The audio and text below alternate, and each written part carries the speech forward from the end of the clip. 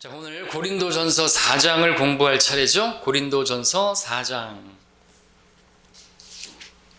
자, 3장에서 우리 정말 너무나 근시안적인 고린도 교회 성도들 그리스도의 심판석을 내다보게 하면서 어떻게 살아야 되는지를 이렇게 보여주고 있다, 이렇게 말씀드렸는데 4장에서도 마찬가지입니다. 또 그리스도의 심판석에 대한 말씀도 나오면서 그것을 바라보게 하면서 우리가 어떻게 이 땅에서 정말 순례자로서 또 주님을 섬기는 자로서 살아야 되는지를 또 실제적인 지침들을 보여주고 있죠. 교회에 관한, 그리고 사도 바울이 자신이 누구인지 또 그것을 소개하면서 보여주고 있는데, 첫 번째 우리 1절에 보게 되면 하나님의 일꾼이고 또 신비를 맡은 청직이라고 말하고 있죠. 1절에 보니까 그러므로 사람들이 우리를 그리스도의 일꾼이며 하나님의 신비들을 맡은 청지기로 여기게 하라 그랬습니다. 청지기, 주인의 것을 맡아서 그대로 그렇게 관리하고 하는 것이죠. 자, 우리라는 것은 이제 3장 22절에 돌아가 보면 이제 바울과 아폴로와 게바를 지칭하는데, 그들이 하나님의 일꾼이라는 거죠. 그리고 하나님을 섬기는 자, 지난 시간에 말씀드렸던 것처럼 미니스터, 정말 이렇게 노예와 같은 그런 동급의 단어입니다. 노예. 배 밑에서 위에서 시키는 대로 앞으로 져라 그러면 앞으로 졌고, 뒤로 가야 된다 그러면 뒤로 졌고 하는 배 밑바닥에서 정말 이렇게 하는 게 섬기는 자라는 게 미니스터 그 뜻이죠. 그런 사람들이 오늘 하나님의 일꾼이라고 한다면, 오늘날 이렇게 거들먹거리고 가운 입고 그런 높임을 받는 사람들은 하나님의 일꾼이 아니다라고 말할 수가 있겠죠. 자, 이 세 사람, 바울, 아폴로, 게바, 하나님의 일꾼, 그리스도의 일꾼, 그리고 하나님의 신비들을 맡은 청지기들이다, 이렇게도 말하고 있습니다. 자, 하나님의 일을 맡은 이 청지기들에게 이제 요청되는 것은 뒤에 2절에서 신실한 삶으로 발견되는 것이라고 했죠. 이 신비를 전하는 데 있어서, 또 신비를 배우는 데 있어서 신실해, 잘 배워야지 또 가르치겠죠. 이걸 맡은 것입니다. 하나님의 그 진리, 그 신비, 그것을 가르칠 수 있어야 이제 청지기로서 바르게 이제 하나님 앞에 쓰임 받는 것이겠죠. 자, 7 신비가 이제 성경에 있습니다. 우리 럭커 목사님이 크게 7 신비지만 또 더 세부적으로 나누면 몇 개 더 있죠. 그리고 아무튼 여기서 1절에서 말하는 하나님의 신비들이라는 말씀이 나오는데, 이것과 관련해서 우리 개역성경을 한번 짚고 넘어갈 필요가 있는데, 한글 개역성경에는 뭐라고 되어 있습니까? 이 하나님의 신비들을 하나님의 비밀이라고 번역을 해놨습니다. 무슨 문제가 되는 것인가? 두 가지로 문제가 될 수 있는데, 첫 번째로는 개역성경에서 이것을 그냥 하나님의 신비들이 아니라 하나님의 비밀이라고 단수형으로, 복수도 아니고 단수로 번역해 몸으로써 하나님께서 계시하고 있는 7 신비를 그 7 신비들과 무관하게 어떤 하나의 비밀인 것처럼 만들어놨고, 신약에서 언급하고 있는 신비들이 또 신비라고 하는 것은 우리가 정말 이렇게 믿기는 어렵지만, 이해하기는 어렵지만 사실 믿을 수는 있는 것이죠. 신비들 믿을 수는 있지만 이해하기는 어려워요. 그래서 신비인 거죠. 그래도 그것을 이제 가르칠 수 있어야 되는 것입니다. 근데 이 신비들을 우리가 믿을 수 있는 것인데 비밀이라고 해버리면, 비밀에 붙여버리게 되면 가르치면 안 되는 것이죠. 사실 그 언어 선정에 있어서도 지혜를 못 받으니까 그렇게 말하는 것이겠죠. 그렇게 단어를 만들어 버리면 이 신비들은 가르치면 안 되는 것이 되겠죠. 단수냐 복수냐 이 문제도 크죠. 신비들 그리고 비밀 이렇게 해버리면 뭐 특별한 어떤 비밀이 있는 것처럼 이렇게 해버리고, 하나님의 그 7 신비를 배우려고 하는 그 어떤 그 탐구하고자 하는 그런 것들도 막아버릴 수가 있고 그렇습니다. 성경에 그런 신비들이 있기 때문에 그렇죠. 그 신비들을 잘 가르칠 수만 있다면, 또 그렇게 가르쳤다고 한다면, 목사들이 그렇게 했다면 오늘날 많은 이단들이 판치진 않을 것이, 특별히 7 신비 가운데서 로마 카톨릭이라든지 뭐 그런 사람들이 나오진 않았을 것입니다. 이스라엘의 회복이라든지 성육신, 우리 경건의 신비라든지 불법의 신비라든지 그런 신비들에 대해서 제대로 가르칠 수만 있었다면 이단들이 판치진 않았을 텐데, 이 청지기들이 그 일에 신실하지 않아서 이단들이 나오게 된 것이죠. 자, 우리는 잘 배워야 되는 것입니다. 청지기, 여러분들도 청지기예요. 목사만이 아니에요. 그래서 우리가 성경을 배우는 것이죠. 자, 그리고 이 신비를 비밀이라고 번역해 놓게 되면은 이제 표현상의 차이만 나타내는 것이 아니라 비밀을 밝히게 되는 이 사도 바울을 정말 이렇게 반역 행위로 만들어 버리는 거죠. 비밀을 공개하면 안 되잖아요. 비밀인데 이것은 너와 나의 비밀이니까 공개하지 말라. 이게 비밀이잖아요. 근데 그거를 다 가르치는 것은 그거는 안 되는 거잖아요. 말 자체가. 그러나 신비 그러면은 이거는 가르쳐야 되는 것입니다. 그걸 맡았기 때문에 그러니까 비밀 그러니까는 이제 박옥수 목사 같은 사람이 나와가지고 개혁 성경의 용어대로 거듭남, 죄사함의 비밀, 어떤 비밀스러운 것, 이게 정말 뭐 어린 아이들은 깨달을 수 없는 어떤 것들인 것처럼 그렇게 가르치잖아요. 6일 동안 가르치고 그래서 그것을 마치 풀어낸 것처럼 자기가 대단히 지혜로운 것처럼 아니라는 거죠. 앞에서 봤던 것처럼 말에 지혜로 하는 것도 아니고 막 이렇게 한다고 하는 것도 아니고 너무나 단순한 것이에요. 세상의 지혜로는 하나님 알 수가 없다 그랬잖아요. 그죠? 학자가 어디 있습니까? 십자가 앞에 서면 죄인은 그냥 단순해지면 돼요. 넌 죄인이야. 말 필요 없어요. 그죠? 너는 지옥 가야 되는 거야. 근데 예수님께서 너의 죄값을 다 지불하셨다고. 받아들이겠느냐? 받아들이겠습니다. 그러면 구원이고 오케이 통과. 내가 무슨 죄인이에요. 무슨 나도 괜찮은 사람이라고요. 나도 알고 보면 선한 일 많이 했어요. 안 되는 것이죠. 그죠? 나도 목사고 나는 뭐 집사고 통과가 못 되는 거예요. 하늘나라 들어가지 못하는 것이죠. 그렇죠? 십자가 앞에 서면은 그런 것인데 무슨 그게 뭐 대단히 그런 거예요? 아니죠. 비밀스러운 게 아니란 말이죠. 그렇죠? 십자가부터. 근데 이제 하나님의 신비들 이런 것들은 우리가 정말 이렇게 우리 지각을 초월하는 거잖아요. 우리 인격을 지셨고 하나님이 신격을 지셨는데 어떻게 삼위일체를 우리가 머리로 이해할 수가 있겠습니까? 그렇죠?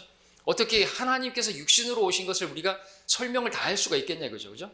설명할 수 있겠지만 그것을 우리가 다 이해할 수는 없는 것이죠. 그럼 우리가 이제 부분적으로 알지만 주님 보게 되면 또 주님 만나게 되면 우리가 이제 변화되게 되면 이제 그런 부분들도 다 알려지게 될 것이죠. 다 보게 될 것이 얼굴과 얼굴을 대면하는 것처럼 그런 부분들이 있겠습니다.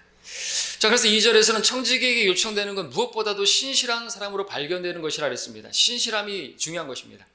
목회자라고 한다면 신실하면 되는 겁니다. 뭐 신실한 목회를 해야지 성공적인 목회 이런 거 없습니다. 교회를 크게 하고 사람들을 많이 이렇게 모이고 그런 교회 그런 성장 따위에는 관심이 없는 것입니다. 신실한 청지기는 그냥 성경의 진리만을 전파하면 되는 것이죠. 다른 건 모릅니다. 그냥 진리만을 전하는 거죠. 하나님의 신비들을 맡긴 청지기로서 그것만 전하면 되는 것이죠. 하나님이 계시하시는 그 신비들을 정확하게 잘 가르쳐 줄 수 있으면 그건 하나님께서 기뻐하시는 인정하시는 청지기가 되는 것입니다. 일꾼이 되는 것이죠. 3절에 보면은 그러나 너희에게서나 인간의 판단에 있어서 의해서 판단받는 것이 나에게는 아주 하찮은 일이라 실로 나도 나 자신을 판단하지 아니하노라 그랬습니다. 이런 말이 왜 나오는 것입니까? 그래서 앞에서 봤던 것처럼 잠깐만 사도 바울은 외모를 보고 판단하는 것이죠. 언변이 하찮네, 뭐가 어쩌네, 몸도 안 좋네, 건강이 안 좋네, 이제 그런 것들을 보게 되면 그런 걸로 판단하면 안 되는 거죠. 누가 질병에 걸렸다, 은사주의처럼 그러면 뭐 다 귀신 들어간 거예요? 귀신이 들어가가지고 귀신 쫓아내면 잘 믿으면 그럼 뭐 다 잘 되고 건강하게 되고 범사가 잘 되고 그래야지 예수님 잘 믿는 것이에요? 정말 그가 진짜 정말 이렇게 청지기고 하나님 목사예요? 아니라는 것이죠. 언변이 하찮아도 그런 걸로 보면 안 되는 거죠. 그런 걸로 판단할 게 아니라는 것이죠. 그런 것으로 판단하는 건 사도 바울은 아주 하찮게 여기는 것이. 그리고 판단할 수 있는 사람은 누구라 그랬어요? 2장에서 영적인 사람은 모든 것을 판단할 수 있다 그랬잖아요. 그죠? 근데 고린도 성도들은 판단할 자격이 없어요. 왜? 그들은 육신적인 사람들이잖아요. 왜 육신적인 사람들이에요? 그들은 사람들을 외모로 보고 판단하고 이렇게 팔을 나눴잖아요. 시기와 다툼과 분열이 있었잖아요. 하여튼 시기와 다툼과 분열이 있다. 그러면 그냥 육신적인 사람인 거예요. 함께하는 서로 사랑하고 하나 되는 거 이게 주님의 기도문이잖아요. 요한복음 17장에서 주기도문이란 말이죠. 하나 되지 못하고 막 그렇게 분열하고 누구 왕따시키고 또 스스로가 자기를 어떤 사람하고 분리시키고 나는 더 의롭네, 나는 더 청결하네 그러면서 뭐 그런 사람들은 다 육신적인 거라는 거죠. 자기 1만 달란트 빚을 탕감받은 자라는 걸 잊어버린 것이에요. 자기의 죄들에서 깨끗하게 된 것을 잊어버린 것이에요. 자기가 얼마나 정말 지옥 갈 죄인인 것을 잊어버린 것이죠. 그런 사람들은 그런 식으로 하는 것이 받아줄 수가 없어요. 그 탕자의 비유에서 그 형과 같은 것이죠. 난 저런 사람하고 같이 함께 집에 못 있겠다고 그러고 뛰쳐나가는 것이 이게 바리새인의 모습이라는 거죠. 아, 나는 저와 같지 않다. 그죠? 그러면 안 되는 것이에요. 주님의 마음은 우리가 자비를 베푸는 것이죠. 그죠? 자비를 베푸는 것입니다. 왜? 우리는 자비를 받았으니까. 그런 것이 이제 주님에게서 나는 못하죠. 내가 죽어야 주님이 나 안에서 나타나면 그를 자비롭게 대할 수 있고 원수도 어떻게 해요? 잘해줄 수 있죠. 그게 우리가 또 원수 갖는 방법이잖아요. 그럼 뭐 구약에 있는 말씀이에요? 아니에요. 로마서에 있는 말씀이에요. 잘해주라 이거죠. 선으로 악을 이기라 그랬잖아요. 그죠? 악으로 어떻게 악을 이길 수 있습니까? 우리가 싸우는 것은 혈과 육이 아니라니까요. 사람하고 싸우는 거 아니에요. 아무래도 그래도 우리는 그거를 조종하고 있는 마귀, 사탄아, 내대로 물러가라 그랬지 않습니까? 우리는 적을 분명히 알아야죠. 그걸 모르게 되면 이제 교회가 막 분열하고 시끄럽게 되고 그렇게 되는 것이에요. 공부를 그렇게 우리가 해야 되는 것입니다. 자, 4절에 보니까 내가 자책할 것을 아무것도 알지 못하나 이것으로 내가 의롭게 되는 것은 아니니라. 그러나 나를 판단하시는 분은 주시니라. 그래서 그러니까 너희들이 나를 막 죄책감을 주고 나를 책망하고 나를 뭐 판단하고 그러는데 나는 아무것도 알지 못한다 그죠? 그러니까 니들이 나에게 어떤 뭐 그런 거를 이렇게 혐의를 씌운다 할지라도 나는 아무것도 모르겠다 이거죠. 나는 그런 짓을 한 적이 없다 이거죠. 난 너희들에게 어떤 비난받을 일을 한 적이 없다 이거죠. 그런데도 너희가 나를 막 그렇게 책잡고 하느냐? 없다 이거죠. 근데 만약에 그런 것이 없다 할지라도 그것으로 내가 의롭게 되는 건 아니라는 것이죠. 그러니까 내가 봤을 때도 나는 아무것도 자책할 게 없는 것 같다. 너희들에게서 아무런 뭐 책망받을 거 비난받을 게 없는 것 같다 라고 내 자신이 판단할지라도 그것으로 내가 의롭게 되는 건 아니다 이거죠. 그죠? 그러니까 대단한 바울인 거예요. 그리고 그런 거는 판단하지 말라 이거죠. 왜? 나를 판단하시는 분은 하나님이시니까. 왜 니들이 판단하냐 이거죠. 로마서에서도 남의 종을 판단하는 너는 누구냐고 말하잖아. 그죠? 우리를 판단하시는 분이 계시는 것입니다. 내가 근데 판단하게 된다면은 그건 저지먼트, 심판자, 하나님의 자리에 내가 앉는 것이에요. 그러면 얼마나 교만한 것입니까? 내가 판단한다라는 자체가 모든 걸 판단하지 말라는 건 아니죠. 우리가 판단해야 될 것도 있습니다. 그러나 내가 판단하는 그 판단이 바르지 않고 성경적이지 않으면 그건 그 자신이 무고죄를 짓는 것이고 잘못되게 행하는 것이에요. 자기가 보지 못했으면 판단하면 안 되겠죠? 그죠? 그리고 어떤 뭐 두세 증인이 없는데 그럼에도 자기가 본 것처럼 그렇게 떠들고 또 말을 퍼뜨리고 그러는 것은 그건 잘못된 것이죠. 성경대로 하는 게 아니지 않습니까? 목사에 대한 송사도 마찬가지죠. 다른 성도에 대한 그런 송사도 마찬가지입니다. 두세 증인이 있어야 되는 거예요, 사실은. 안 그러면은 계속 온갖 험담과 비방과 이런 것들이 막 종착처럼 퍼지게 되잖아요. 성도에 대해서도, 목사에 대해서뿐만 아니라. 그러면은 교회는 그걸로 끝나는 거예요. 그래서 성경에 안전장치를 만들어 둔 것이죠. 한 사람 증인도 안 돼요. 두세 증인이 있어야 되는 거죠.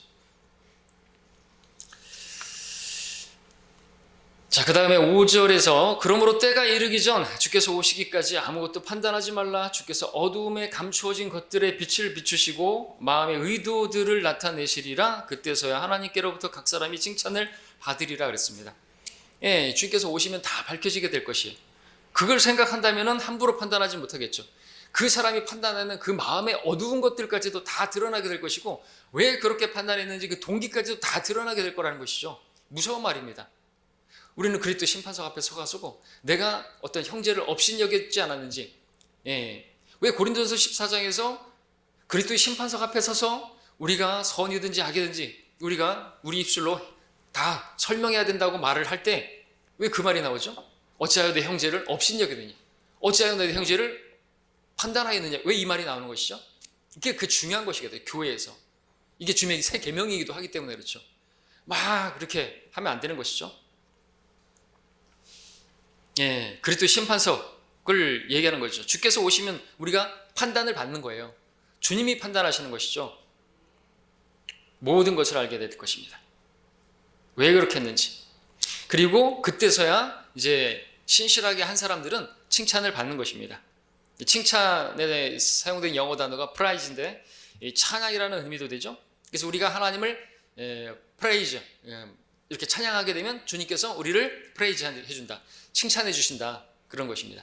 그러니까 이렇게 찬양으로, 노래로 하게 되면 그걸 찬양이라고 하겠지만 우리가 주님을 높이는 그런 일을 합니다. 무엇든지 마시든지 하나님의 영광을 위해서, 그분을 높이기 위해서 그렇게 하면 그건 신실하게 한 것이고, 그렇게 되면 하나님께서 칭찬해 주시는 것입니다. 그러니까 자기를 높이려고 하고 자기를 드러내려고 하고, 그러면 그리스도의 심판석에서 다 나무나 지피나 그루터기로 다 죽은 것을 상징하는 육신을 위해서 한 것은 다 밝혀지게 될 것이지만, 그날이 분명히 밝혀지겠지만 다 없어질 거라는 거죠. 하나님을 섬기는 것이든, 그저 설교를 하는 것이든, 복음을 전하는 것이든, 뭐 특성을 하는 것이든, 뭐 어떤 섬김이든, 그죠? 찬양을 하든, 다 그것은 주님을 정말 기쁘시게 하기 위해서 해야 하는 것입니다. 하나님께서 위선을 싫어하시잖아요, 그죠? 그래서 아나니아 삽비라를 죽이신 거예요. 교회가 시작되려고 하는데, 자기네들이 말이죠, 토지 대금을 다 팔아가지고 마치 거들먹거리려고, 성도들에게서 인정받으려고, 그런 거는 안 되는 것입니다. 하나님 다 알고 계시는데, 예? 그냥 솔직하게 하면 되잖아요. 토지 대금 팔아가지고 일부만입니다. 그래가지고 제 믿음은 이 정도입니다. 예, 그때 하면 되잖아요, 그죠? 아무렇지도 않아요, 그때. 뭘 그걸 다 판 것처럼 하면서 그러냐 이것이죠. 내 믿음을 막 드러내려고 그렇게 왜 위선을 하냐 이거죠. 하나님이 제일 싫어하시는 거예요. 하나님 보고 계시다라는 것을 안다면 그러지 않겠죠. 자, 우리가 그분을 높여드리게 되면 주님께서 우리를 높여주실 것입니다. 잘하였다, 착하고 신실한 종아, 내가 적은 일에 신실했으니 내가 너로 많은 것들을 다스리게 하겠다, 이렇게 하시는 것이죠. 내 주인의 기쁨에 동참하라 해주실 거라는 것입니다. 신실하게 하면 되는 거예요. 우리는 작은 일이라도 나에게 맡겨주신 거를 그냥 하면 되는 것입니다. 예. 다 목사가 되고 다 선교사가 되고 그런 거 아니죠. 예. 교회에서도 마찬가지예요. 그냥 나에게 어떤 직분이 맡겨졌다, 피아노다 그러면 피아노, 뭐 무엇이다, 특송이다, 뭐다 맡겨졌으면 그냥 그 일에 신실하면 되는 거예요. 예. 하나님께서는 똑같이 보시는 거예요. 목사가 설교하는 것이나, 뭐 특송을 할 때 열심히 연습해서 준비해갖고 하는 것이나, 잘하면 똑같이 상이 있는 것이에요. 예? 목회자가 뭐 설교하고 그러면은 뭐 더 상을 받고 그런 거 아니라는 것이죠. 그렇죠? 상이 다를 뿐이지, 면류관이 다를 뿐이지 다 귀한 것들이잖아요. 그렇죠? 더 귀하고 그런 것이 어디 있어요? 예. 자, 6절에 형제들아, 내가 너희를 위하여 나 자신과 아폴로를 이런 사례에 적용시켰으니 이는 너희가 기록된 것 이상으로 사람들에 대하여 생각지 아니함을 우리에게 배워 아무도 한 편을 두고 다른 편을 반대함으로써 교만하게 되는 일이 없게 하려는 것이라 했습니다. 예, 사도들은 성경에 기록된 것에만 관심이 있었을 뿐이지 사람들에 대해서는 관심이 없었습니다. 예, 사람을 쳐다볼 필요가 없는 것입니다. 성경의 말씀에 고정되어 있으면 그만이다, 럭커 목사님 이렇게 쓰고 있습니다. 기록된 것 이상으로 사람을 판단하면 안 된다 그랬습니다. 한쪽 편을 들고 한쪽 다른 편을 반대하면 안 된다 그랬습니다. 예, 우리 교회 안에도 마찬가지죠. 한쪽 편을 들고 한쪽 편을 반대하고 그러면 안 되는 것이죠. 특별히 목회자가 그렇게 되면 안 되는 것입니다. 그렇죠? 교회 안에도 좌파 우파 나누고선 뭐 좌파를 이렇게 하고 우파를 이렇게 하고, 그건 합당치가 않은 것이. 그러니까 우리 성경의 진리를 가르치면은 다 어떻게 돼요? 하나님의 생각을 가지게 되고, 그러면은 바르게 다 분별하게 돼 있어요. 하나님께서는 공산주의자가 아니시구나 안단 말이죠. 그것을 굳이 나눠가지고 막 하면 이 사람들이 깨닫기도 전에 실족해버리죠. 그죠? 굳이 어떤 정치적인 그런 뭐예요? 정말 그런 쓸데없는 세상사를 가지고 갑론을박할 필요가 있냐 이거죠. 강단에서. 그런 걸 해가지고 실족하게 되면, 한 사람이 실족하면, 어린아이라도 실족하면은 어떻게 된다 그랬어요? 연자맷돌을 메고 바다에 빠져 죽는 게 낫다고 할 정도였으면 우리가 잘 생각해야 된다는 거죠. 고기를 먹는 문제 가지고 사도 바울은 한 사람이라도 실족한다면 나는 평생 세상에 존재하는 한 고기를 먹지 않겠다고 말한 것이, 이게 성숙한 것이고 이게 사랑으로 행하는 것입니다. 지식으로 행하면 안 되는 거죠. 내가 지식으로 뭘 알았다 봤다. 우리가 밖에 있는 자들을 판단하는 것은 우리가 뭐가 있는 거예요? 없어요. 밖에 있는 자들을 판단하면 안 되는 것이라고 성경 말하고 있잖아요. 고린도전서에서. 그죠? 왜 우리가 왜 밖에 있는 걸 판단해요? 왜 세상의 것들을 우리가 뭐하러 얘기해요? 주님 세상을 위해서 기도하지 않는다 그랬는데 세상은 이미 끝났어요. 볼 때 하나님께서 심판하시기로, 멸망시키기로 지구는 멸망해 가고 있어요. 파선한 대화 같은 것이죠. 거기서 한 사람이 더 건져오고 구령하고 복음 전하는 게 우리가 해야 할 일이고, 주님께서 내가 진리를 증거하러 오셨다 그랬죠? 우리도 진리를 전하는 것입니다. 진리를 거슬러는 아무것도 할 수 없고 진리를 위해서만 할 수 있는 것이죠. 한편을 반대로 하고 그러면 안 되는 것입니다. 예. 우리는 진리만을 전하는 것이죠. 예. 자, 7절에 넘어가겠습니다. 누가 너를 구별시켰느냐? 내가 가지고 있는 것 중에서 받지 않는 것이 무엇이냐? 이제 내가 받았다면 어찌하여 받지 않은 것처럼 자랑하느냐 그랬습니다. 자, 묵상할 중요한 구절이죠. 자, 우리가 지금 가지고 있는 것들 중에서 주님께서 받지 않은 것이 있습니까? 없습니다. 다 주님께서 주신 것이죠. 내가 열심히 일을 해가지고 얻은 것인데요. 그러면 내가 일할 수 있는 그 직장은 누가 주셨고, 내가 열심히 노력한 것이, 그렇게 내가 열심히 일할 수 있는 건강은 누가 주셨나요? 신인 요한의 고백이 뭡니까? 하늘에서 주신 것이 아니면 아무것도 받은 것이 없는 것이에요. 하나님께서 다 공급해 주는 것이죠. 지혜도 하나님이 주신 것이고, 공부할 수 있는 학습 능력도 하나님이 주신 것이고, 다 하나님이 주신 것인데, 럴커 목사님 쓰는 거죠. 자수성가했다라고 하는 그러한 사람들, 그렇게 자랑하는데 그 사람들처럼 정말 형편없는 사람들도 없다라고 말을 합니다. 자수성가했던 부모에게 유산을 물려받았건 우리가 갖고 있는 모든 것이 하나님께로부터 받은 것임을 기억해야 한다고 그렇게 쓰고 있습니다. 그래서 자랑하지 말고 오직 주만 자랑하라고 또 쓰는 것이죠. 우리의 자세입니다. 저도 마찬가지고 여러분들도 마찬가지고 뭘 받았다 그리고 뭘 잘했다, 그 마땅히 해야 할 일을 한 것뿐이고 오직 주님만 높여야 된다는 것이죠. 그래야 주님께서 칭찬하시는 그런 청지기가 되는 것입니다. 아무것도 아닌 자를 사용하셔서 주님께서는 우리에게 모든 것 되시는 주님만을 드러내려고 아무것도 아닌 우리들을 부르신 거 아닙니까? 우린 지혜도 없고 우린 아무것도 없고, 없는 자들을 부르신 것이, 없는 자들을 불러, 있는 것들을 패하시고. 왜요? 아무것도 없어요. 근데 뭘 했어요? 어떻게 했어요? 하나님의 지혜로 했죠. 하나님의 능력으로 했죠. 하나님만 자랑할 수 있는 사람이 누구예요? 전적으로 자기는 아무런 능력이 없다고, 난 주님을 위해서만 모든 주님을 떠나서는 아무것도 할 수 없고 오직 그리스도를 통해서만 모든 걸 할 수 있다고 고백하는 사람들을 하나님께서 쓰시는 것입니다. 자, 8절에서 근데 고린도 교회는 어떻게 한 거예요? 이제 너희는 배부르고 부유해졌으며 우리 없이도 왕들처럼 통치하였으니 내가 하나님께 바라는 것은 너희가 통치하게 되는 것이라. 우리 또한 너희와 더불어 통치하리로다. 우린 통치할 것입니다. 우리 왕처럼 통치할 것입니다. 근데 그 통치하기 위해서는 신실해야 되는 것이죠. 근데 이 사람들은 어떻게 하는 거예요? 자기들이 이미 왕 노릇하고 있어요. 언변으로다가 서로 누구를 판단하면서 바울은 말이지, 아폴로는 말이지, 베드로는 어떻고 그러면서 판단을 하고 있다는 것이죠. 오늘날도 유튜브를 보면서 어떤 지역의 목사는 어떻고 이 목사는 어떻고 저 목사는 어떻고 그렇게 판단하는 거예요. 육신적인 사람들인 것이.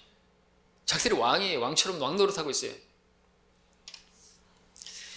자, 배부르고 부유해졌습니다. 지식에 있어서 부유하다 그랬어요. 우리 1장에서. 자기들도 안다 이거예요. 다 알아요. 다 알아. 그 지식이 교만하게 됐다고 고린도서 8장에서 말하고 있잖아요. 지식은 교만하게 하면 안 되는 것인데.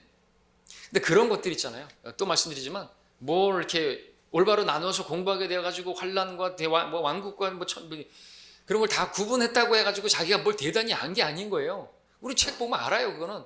그럼 대단한 고등 지식도 아니에요. 어린아이 같이 그냥 젖가슴에서 물러난 순수하게 그냥 받아 먹으면 다 되는 것이거든요. 그게 고기가 아니에요, 사실은.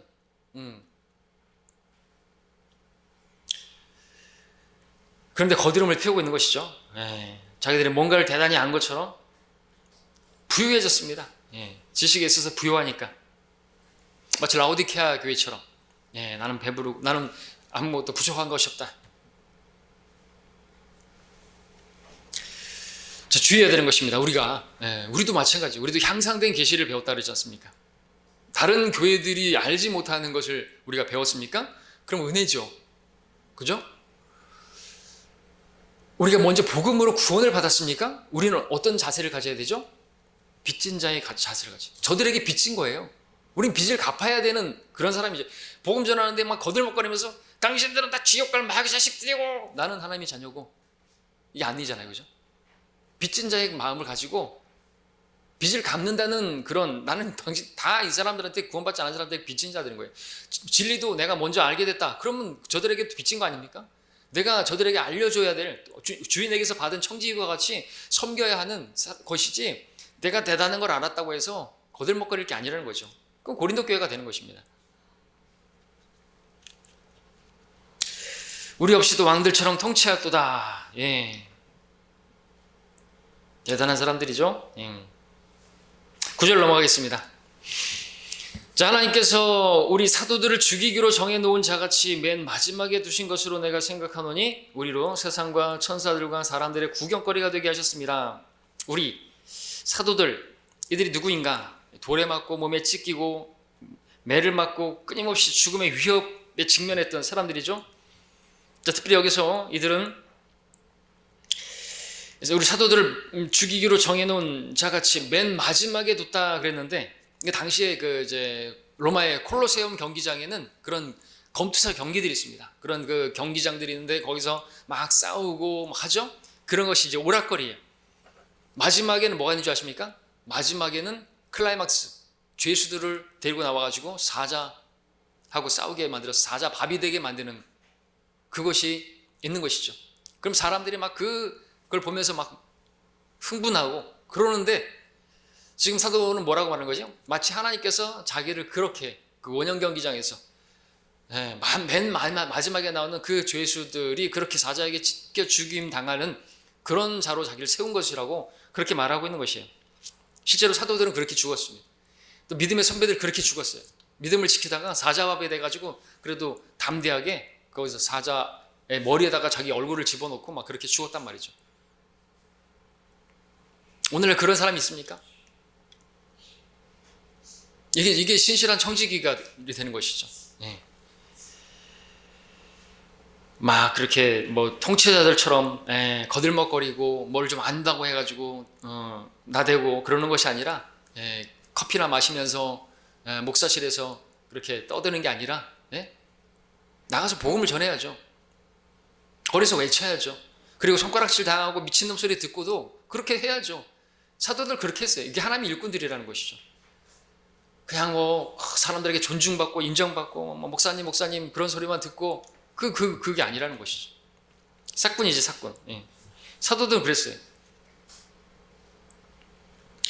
하나님께서 사도들을 죽이기로 정해놓은 맨 마지막에 그 검투사 그 싸움에서, 그리고 사람들에게 구경거리가 되게 하는 것이죠. 그 마지막에 진짜 구경거리가 그거거든요. 죄수들하고 그 사자 밥이 되게 하는 것. 그렇게 사도들은 죽어갔던 것입니다.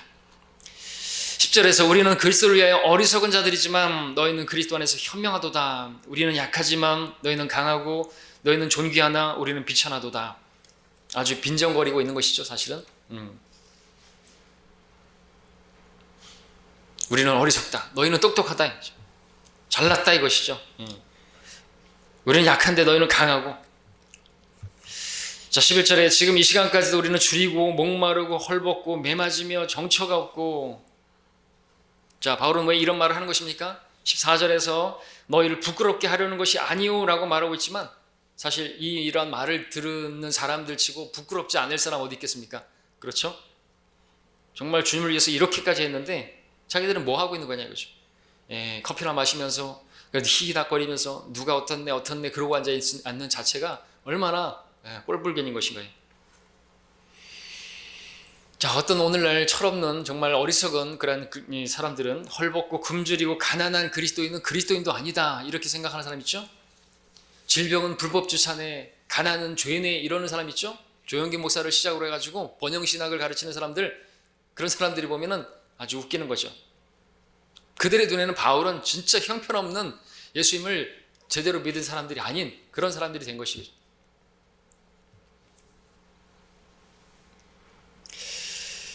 자, 12절 13절 보겠습니다. 자, 우리 손으로 일함으로써 수고하며 욕을 먹으면 축복하고 박해를 받아도 참으며 비방을 받으나 권면하고 세상에 쓰레기같이 되며 지금까지 만물의 찌꺼기가 되었도다.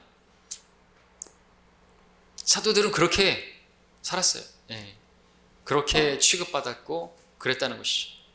그러니까 오늘날 하나님의 일꾼이라고 하는 목사들이라고 하는 사람하고 한번 비교해 보십시오. 너무나 다른 것이죠. 또 특별히 12절 같은 경우에는 무엇을 봅니까? 예, 자기 손으로 일하면서 수고하고, 바울 같은 경우는 이렇게 수고하고 교회를 세우고 그들에게 했는데 사례비조차 제대로 받지 못했어요. 고린도 교회한테. 그렇죠? 욕을 먹으면 축복하고 박해를 받아도 참으며, 이게 뭡니까? 온유죠. 온유죠. 예, 일꾼이라면 일해야 되는 것입니다. 그러니까 그리스도를 배운 사람들은 이렇게 하는 거죠. 온유와 겸손, 나에게 오라. 나는 온유하고 겸손하니 나에게서 배우라 그랬습니다. 욕을 먹어도 오히려 축복할 수 있냐 이거죠. 원수를 오히려 선을 대할 수 있냐 이거죠. 그게 일꾼이죠, 사실은. 예. 참 부족한 모습을 많이 보게 되죠, 제가. 자, 14절로 넘어갑니다. 내가 이런 것을 쓰는 것은 너희를 부끄럽게 하려는 것이 아니오라고 하지만, 사실 돌려서 치고 있죠. 다만 나의 사랑하는 아들들 같이 너희를 훈계하려는 것이라 그랬습니다. 뒷말을 보면 또 진심이라면 그렇죠. 정말 사랑하는 아들들로서 훈계하는 것이지 부끄럽게 하는 건 아니다. 어떤 게 맞을까요? 부끄럽게 될 것 같은데, 그리고 책망하는 것 같은데, 책망하는 게 아니고 사랑하는 아들들과 같이 훈계하려는 것이. 왜냐하면 이렇게 말하는 거니까 너무 어려서 이렇게 하는 거죠. 너무 어리니까. 근데 사실 3장 마지막에서 4장 마지막에서 또 뭐하라 말합니까? 4장 21절에 너희가 무엇을 원하느냐? 내가 매를 가지고 너희에게 나아가랴? 아니면 사랑과 온유의 영으로 나아가랴? 지금 이 두 가지가 같이 나가죠. 온유로 나가고 또 매를 가지고 나가고, 이 말에 매가 있는데 또 한편으로는 온유하게 좀 가는 것이죠. 사랑하는 아들들로 대한다 이거죠. 왜냐하면 너무 어리니까. 근데 어리다 할지라도 매는 맞아야죠. 징계는 맞아야죠. 그렇죠? 그래야 바로 잡히니까. 너무나 잘못하는 부분들이 많으니까.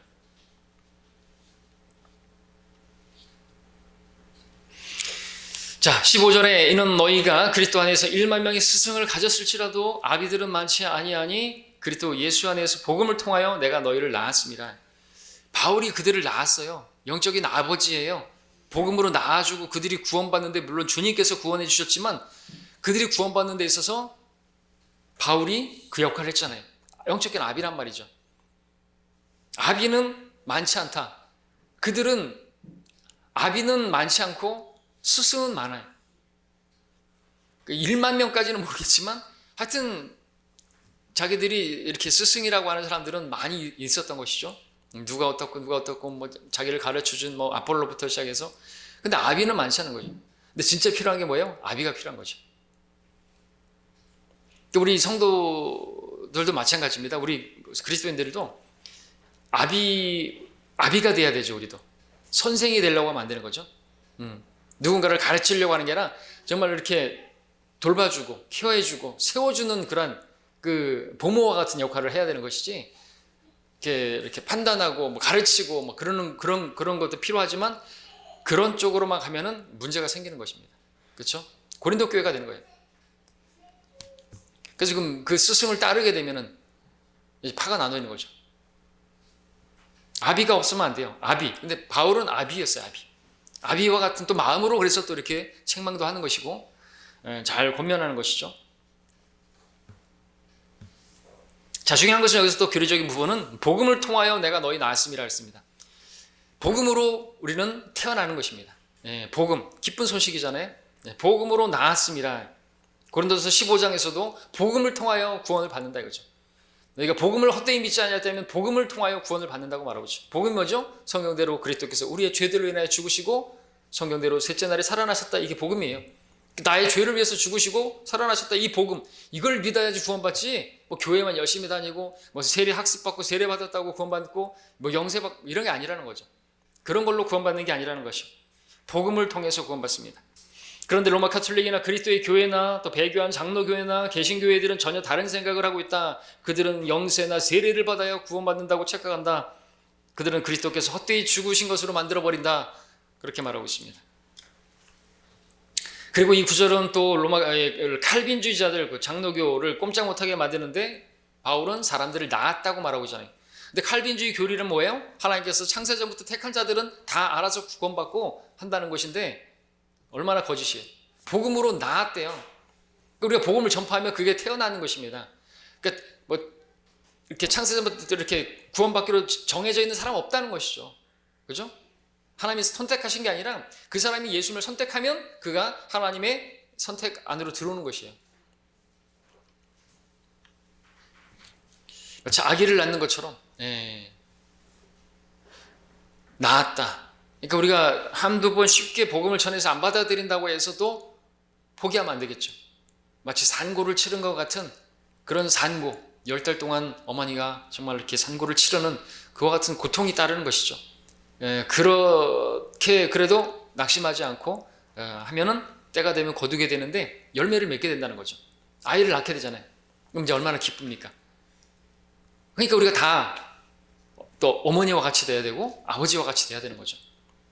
스승들은 어떻게 해요? 가르쳐주고 스승은 어때요? 배우려면 배우고 말라면 말라는 식이잖아요. 스승들은. 그죠?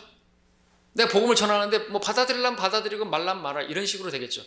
그러나 아니에요. 아비들은. 어머니들은 또 그런 마음이 아니잖아요. 그렇죠? 그러니까 그런 마인드를 가져야죠. 우리 그리스도인들은 다 그래야 되는 것입니다.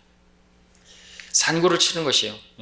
또 그들이 구원을 받았지만 그들 안에 그리스도께서 형성될 때까지 또 산고를 치른다 그랬죠.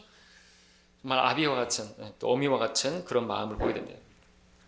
그런 마음을 가지는 게 성숙한 것이죠. 그렇게 대하는 것이 또 성숙한 성도의 자세이죠. 싫다고 막 그렇게 제끼고 그러면 안 되죠. 16절에 보니까 그러므로 내가 너희에게 권고하노니 너희는 나를 따르는 자들이 되라. 자, 바울은 지금 주님을 따르는 자가 되라고 말하고자 않고 나를 따르는 자가 되라 그랬습니다. 11장 1절에서도 내가 그리스도를 따르는 것처럼 너희는 나를 따르는 자가 되라. 그래서 이 말씀은 이 말씀과 연관해서 이렇게 보면 내가 그리스도를 따르니까 너희가 나를 따르라는 것이고, 그리고 너희가 그리스도를 따르는 것이 너무나 버겁게 느껴진다고 한다면, 그죠? 뱁새가 황새를 따라가려면 가랑이가 찢어지겠잖아요. 그러나 앞서가는 뱁새를 쫓아가게 되면 쫓아갈 수가 있잖아요. 그죠? 바울이 했다 그러면 나도 할 수 있는 것이에요. 바울이 따라갔다 하면 나도 주님 따라갈 수 있는 거죠. 주님을 따른대. 어떤 사람들은 또 좀 돌봐줘야 될 사람들은 바울아 비겨라. 무슨 내가 바울을 따라가냐. 난 사람을 따르는 자가 아니다. 바울아 비겨라. 난 주님만 바라보고 따라간다. 이런 사람도 있는데 돌봐줘야 될 사람들이죠. 바울은 지금 말하는 거죠. 나를 따르라고. 그럼 내가 그리스도를 따르니까. 그러면 우리가 본보기로 제시하는 거죠. 하나님께서. 본보기 아니라 본으로 제시하는 것이죠. 우리 디모데전서 1장 16절을 보시면 디모데전서 1장 16절에 하나님께서 이렇게 말씀하셨습니다. 사도 바울은 또 이제 뒤에서 우리 17절에서는 디모데를 또 제시하는데 1장 16절에 그러나 내가 자비를 입은 것은 이 때문이니 곧 먼저 내 안에서 예수 그리스도께서 온전한 오래 참으심을 보여주셔서 후에 그를 믿고 영생을 얻은 자들에게 본이 되게 하려 하심이니라 그랬습니다. 본이의 본 아시죠? 이렇게 딱 본을 떠가지고 그대로 이렇게 따라서 하는 그거죠. 그렇게 따라가면 되는 거죠. 물론 그걸 흉내내는 게 아니고 그리스도는 저렇게 해야 되는구나. 저렇게 정말 온유해야 되고 오래 참아야 되고 그래야 되는구나. 오래 참음을 보여주셨다 그랬죠. 그러면 그렇게 하나님께서 가시채를 걷어차는 것이 네게 고통이니 얼마나 그랬는지 몰라요. 근데 하나님께서 오래 참아주시지 않습니까? 그런 오래 참으심의 본을 이제 자기가 다른 사람에게 가르쳐줘야 되는 것이죠. 우리도 마찬가지입니다. 여러분 성도가 마음에 안 든다고 해가지고 나는 저런 성도하고 같이 교회 안 다닐 거야. 네가 나가든지 내가 나가든지 할게요. 이러면 안 되는 것이에요. 그렇죠? 주님께서 거룩하신 분께서 마구간에서 태어나신 걸 생각하셔야 되죠. 네? 이 땅에 오셨어요. 죄인들의 자리에 서야 되는데 거룩하신 분이 우리 죄를 위해서 십자가를 지신 걸 생각해 봐야죠. 그런데 무슨 자기가 얼마나 얼마나 깨끗하다고 그런 식으로 하면 안 된다는 거죠. 죄인을 구원해 놨더니 다른 죄인을 정죄하면서 그러면 안 된다는 거죠. 그런 사람들이 누구예요? 뭘 좀 안다는 사람들이에요. 그러니까 우리 성경대로 믿는 사람들 참 조심해야 되는 거죠. 이 고린도 교회가 성경대로 믿는 사람들이었어요. 성경대로 다 올바로 나눠서 공부하고 지식에 있어서 문제가 다 알고 있었어요. 은사도 많았고. 근데 그것이 어떻게 교만하게 되게 만들고 마귀가 거기에서 다 온통 뒤집어 놓은 것이죠. 교회를. 그래서 오늘 우리에게도 마찬가지고 배워야 되는 것입니다. 그래서 우리 고린도전서를 보는 거죠. 자, 17절. 이로 인하여 내가 디모데를 너희에게 보냈으니 그는 나의 사랑하는 아들이며 주 안에서 신실한 자니라. 내가 각 처에 각 교회에서 가르친 대로 그가 그리스도 안에 있는 나의 방도를 너희에게 기억나게 하리라. 자, 16절에서 나를 따르는 자가 되라고 해놓고 디모데를 등장시키죠. 그리스도를 따르는 바울 뒤에 또 디모데가 따라갔던 것이죠. 디모데는 신실한 사람이었고 바울은 그를 아들처럼 그렇게 생각했습니다. 바울은 디모데를 신뢰했고 고린도 교회에 보낸 것이죠. 자, 근데 고린도 교회 참 육신적인데 디모데가 위장병을 앓을 정도면 얼마나 마음고생이 심했겠어요. 그렇죠? 연소해서 나이도 거기다가 또 어린데 미국에서는 그런 게 없다 그러죠. 나이를 이렇게 보지 않고 젊은 그런 적이라도 설교를 하면 하나님의 말씀으로 받아들이고 아멘하고 하는데, 우리나라 같은 경우는 젊은 목회자가 하면 어떻게 해요? 야, 네가 인생 살아봤어, 얼마나 살아봤다고 뭐 이런 식으로 딱 거대를 피면서 들으면 안 되는 것이죠. 아무리 어린 사람이 전한다 할지라도 하나님 말씀을 전하면 아멘하고, 그죠? 거기에 순종하고 해야 되는 것이죠. 근데 디모데는 마음고생 많이 했어요. 자주 앓는 질병으로 해서, 그죠? 위장병으로 인해서 포도주를 써야 되는 그런 지경에까지도 이르려고 했는데 그러면 안 되는 것이죠. 그러면 이제 하나님 앞에 판단받는 것입니다. 그렇죠? 18절. 어떤 사람들은 내가 마치 너희에게 가지 아니할 것 같이 교만해 있었도다 그랬습니다. 자, 고린도 교회에 바울이 없는 틈을 타가지고 교만해 있던 사람들이 있는 것이죠. 그런 자들은 하나님께서 눈에 보이지 않는다고 해서 마치 하나님 계시지도 않는 것처럼 제멋대로 행동하는 그런 모습을 보이게 되겠죠. 우리 영적인 적용을 한다면 영적인 권위를 가지신 하나님은 멀리 계십니다. 그러면서도 그분께서는 모든 것을 다 지켜보고 계시는 분이시죠. 우리도 마찬가지입니다. 근데 주님께서 마치 안 보고 계시는 것처럼 생각하고 아무것도 모르신다고 생각하고 교만해 있지는 않은지 우리가 생각해 봐야 되겠죠. 하나님 보고 계시죠. 요셉처럼 우리는 하나님께서 보고 계시다. 내가 어찌 이 큰 죄악을 하나님 앞에서 죄를 짓겠느냐고 하는 그런 게 있어야 되는 것이죠. 19절에 그러나 주께서 원하시면 내가 너희에게 속히 가서 너 교만에 있는 자들의 언변이 아니라 능력을 알아보리라 그랬습니다. 아무런 능력이 없어요. 거기는 그렇게 판단하고 이렇게 하는 그런 데는 아무것도 없어요. 언변은 뛰어났는지 몰라요. 그리스 그 아테나의 그런 그 철학자들 말쟁이들 많고 한 사이에서 사람들이 그런 어떤 요즘 보면 말빨로 설교도 말빨로 설교하는 게 아니라는 것이죠. 말 잘하는 말쟁이가 아니에요. 설교자는 하나님의 말씀을 그냥 진리를 전하면 되지. 여러분들 항상 말씀드리지만 저의 어떤 그런 언어 구사 실력은 엉망이잖아요. 그죠?